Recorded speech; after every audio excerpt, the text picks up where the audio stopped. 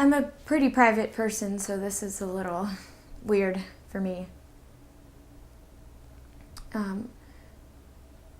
When I was a teenager, I was a sex addict. People had other names for it, obviously. Mostly whore and slut, but if they weren't being vulgar, I was a nympho.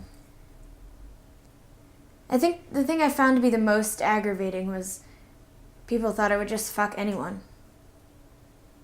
Sometimes they acted like I didn't even need to give them permission. I was just there to screw. It took me a crazy amount of years to figure out why I needed that kind of attention. But I guess instead of smoking or drinking, I just let people have their way with me. But I was always in control.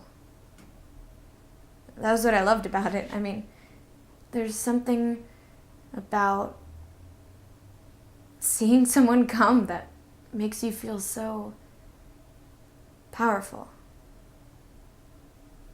At the end of the day, it was always the same, though. I'd go home feeling empty. The scary part came when I was alone with myself. I knew I didn't want to do this anymore. I wanted to find someone who was more than just sex to me.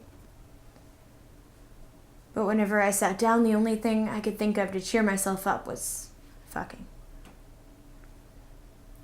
It got to the point where even just watching TV, I would wonder what he looks like naked, or how they look in the shower, or what positions they used. And it's weird because growing up I was sheltered from R-rated movies and my friends never even talked about sex. And one day I had a panic attack. And I know when people say that, you think you can picture it, but until it happens to you, you don't know what it feels like losing your breath and having your vision go in and out when you're in your fucking 20s. I mean, I'm a loner. I know what it's like to feel emptiness sometimes, but this was different. I realized how addicted I was, and I forced myself to stop.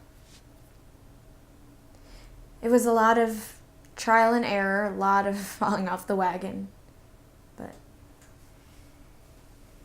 when I had sex with William for the first time, I felt a connection that didn't have to do with sex. And it's really silly, but I consider the first time I really had sex to be with him because that's the first time it meant anything. And I still have those thoughts. They don't go away magically, but I feel in control. Control in a completely different way, you know?